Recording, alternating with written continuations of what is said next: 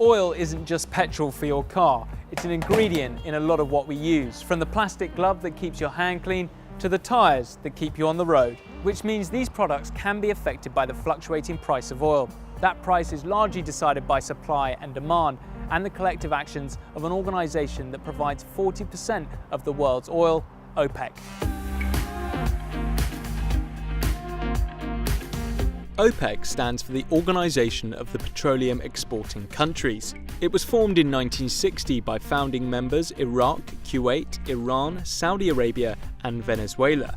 The group was created to monitor the stability and prices of the petroleum market, which was previously determined by US-dominated multinational oil companies. Currently, OPEC member countries also include Algeria, Angola, Ecuador, Equatorial Guinea, Gabon, Libya, Nigeria, Qatar, and the United Arab Emirates. Today, these oil-producing member countries supply over 40% of the world's crude oil production, and together they control more than 80% of the world's proven crude oil reserves. OPEC's oil and energy ministers meet twice a year in Vienna, Austria, where they collectively decide whether to raise or lower oil output in order to maintain a stable market.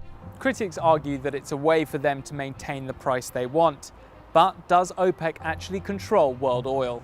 The biggest consumers of oil are the US and China. It was China's rapid development in the early 2000s, coupled with a lack of growth in the production of oil, which sent the price of oil shooting up. In turn, those high prices made it profitable for non-OPEC countries like the US and Canada to go after and discover harder to extract oil. Because they weren't bound by the cartel's decisions, these countries have grown their levels of supply, which meant OPEC's market influence began to decline. A rise in supply and a reduced demand for oil in Europe and Asia led to the price of oil crashing. This caused political problems in some OPEC countries like Venezuela, where oil is the chief driver of the economy. It has the largest proven oil reserves in the world, but also the highest inflation rate on the planet. But for most consumers, the drop in the price of oil has meant cheaper fuel and lower energy costs. Since 2016, however, oil prices have been steadily rising. Later that year, the Saudi-led OPEC members agreed to the first production cut since 2008, a reduction of around 1 million barrels a day. Crucially, Russia and 10 other non-members also agreed to pump less oil. OPEC and its allies agreed to extend the cuts through to the end of 2018. But in the US, there's a shale oil boom. Production levels recently hit a record high and are predicted to surpass both Saudi Arabia and Russia. But even with higher output levels, the US still imports roughly 300 million barrels of oil a month.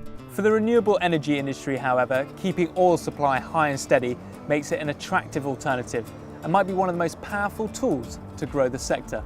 But the price of oil remains volatile. Geopolitical factors such as the Iran nuclear deal and President Trump threatening OPEC could see the prices go up or down. But in the end, the forces of supply and demand will ultimately determine the price. With more than 80% of the world's proven oil reserves, OPEC in the 21st century continues to be relevant, and their decisions can still affect the price of oil, if just temporarily.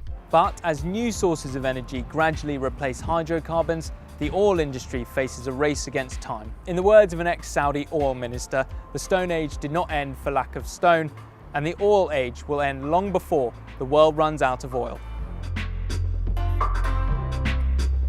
Hi guys, Tom here. Thanks for watching our explainer. Check out more of our videos here, and whilst you're at it, don't forget to subscribe.